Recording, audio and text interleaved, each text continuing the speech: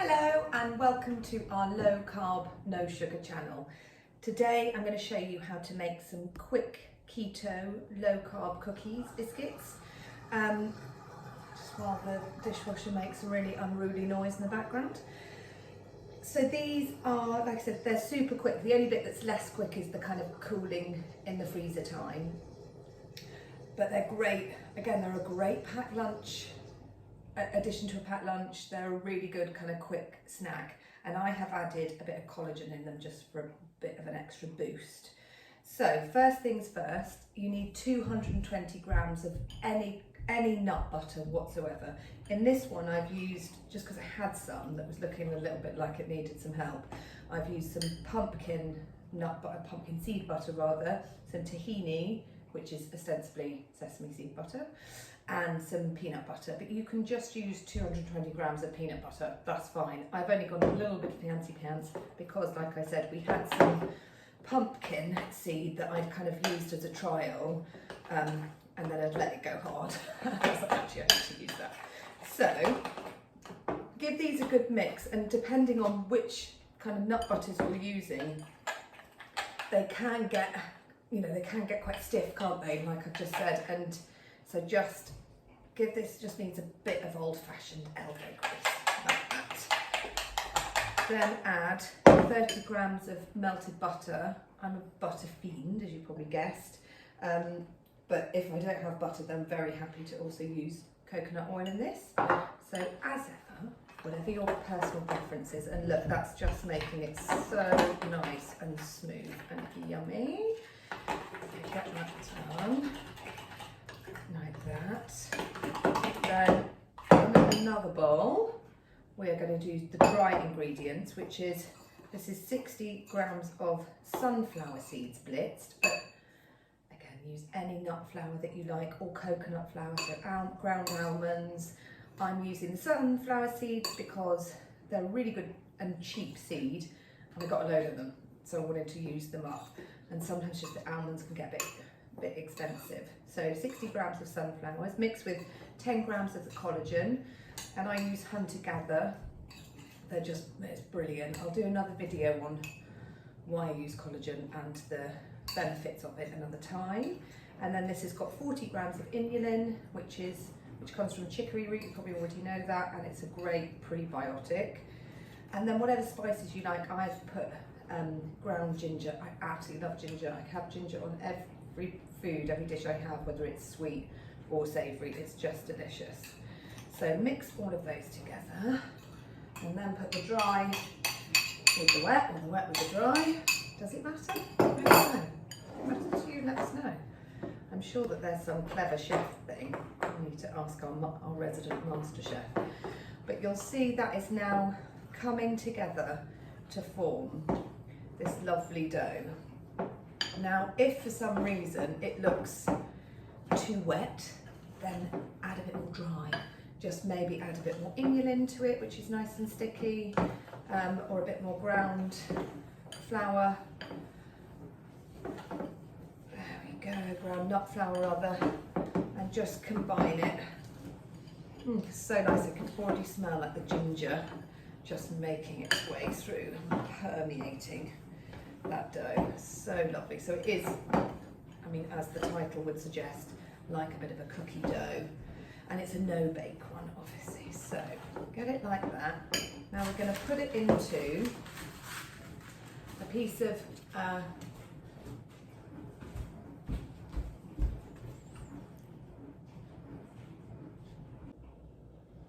so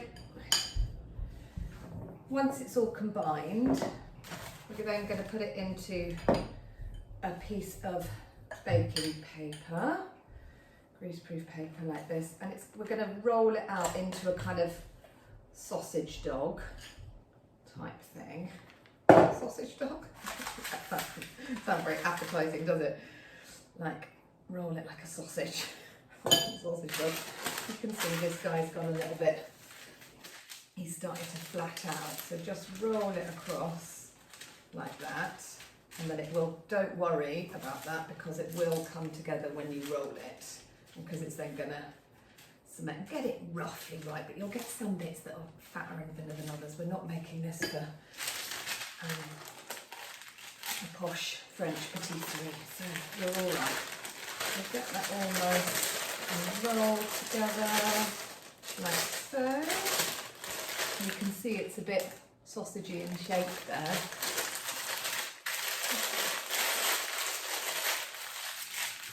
Just turn over the top of that and pinch the ends. Let this guy's wanting to come out a bit. Don't worry about it because you can tidy it up once it's gone in the freezer. So we're now going to put this in the freezer for about 30 minutes. Sometimes, I don't know if you have the same thing, but our electrical goods can be as if on cue there. Not only did our electrical goods fail, my video failed. So yes, sometimes what I was going to say is that the electrical goods can be a little bit temperamental. With the freezer, sometimes it can take 30 minutes, sometimes it takes an hour. But what you want to do now is just put it in the freezer for 30 minutes, set a timer, check it, and if it's hard enough to kind of cut, then it's ready. So while that's freezing in the freezer, you can make your chocolate sauce. And this is made out of 80 grams of cocoa and 25 grams of cocoa butter, and then a sweetener of your choice. And you can do this on the hob, or you can just cheat, as I was about to do, got out the blocks too soon, and do it in the microwave. You have to do these in bits when you're making chocolate, which is basically what we're doing now. So do it 30 seconds at a time, then give it a spoon, and give it a little stir, with a spoon, and then put it back in, back out, back in, back out. And usually this takes about 2 minutes. I've made the yummy chocolate sauce now, and it's been about 30 minutes since we put the weird sausage in the freezer. Just gonna get it and see how it is. Great stuff. So that's now formed like a nice sausage. And you can then shape it and kind of just give it a little kind of rub to make it into a neat sausage. Those bits, you remember that they kind of started seeping out a bit. But like I said before, this is home cooking, so home rules apply. Doesn't need to be super posh. So there we go. Got your nice sausage there. And then all you need to do is just chop them. This recipe makes approximately 25 little clouds, I'm going to call them, because one of the girls said that they look like little clouds, which I thought was quite nice. So keto clouds, keto chocolate clouds. There we go. So they cut it. They should cut with ease. They are still, just to note, in case you worry, they are still a bit sticky. I'm just going to show you. That's not like a cloud. That's like a mini loaf. And then, as you would imagine, we're going to dip them in the chocolate. So I am going to get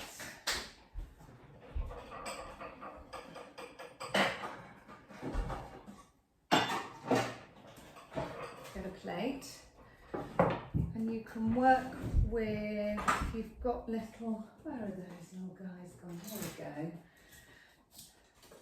If you've got a pair of these, and they can be quite useful, you just hold on to them like that, work quite quickly, drip any of the excess off, and then plop it down. But you can do this, I'm just going to show you with your fingers as well. 1, like that, 2, with the fork, let it drip, like that. It's messy work, but the joy, of course, is that you get to lick your fingers afterwards. So yeah, work that way through all your little, so good, little chocolate clouds, and then it will look like this.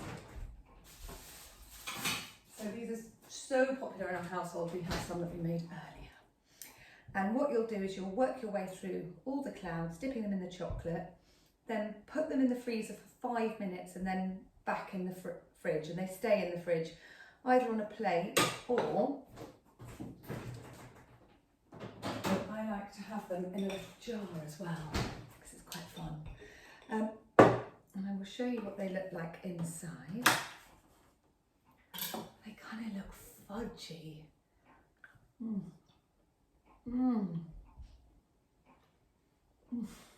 They are genuinely delicious little bites.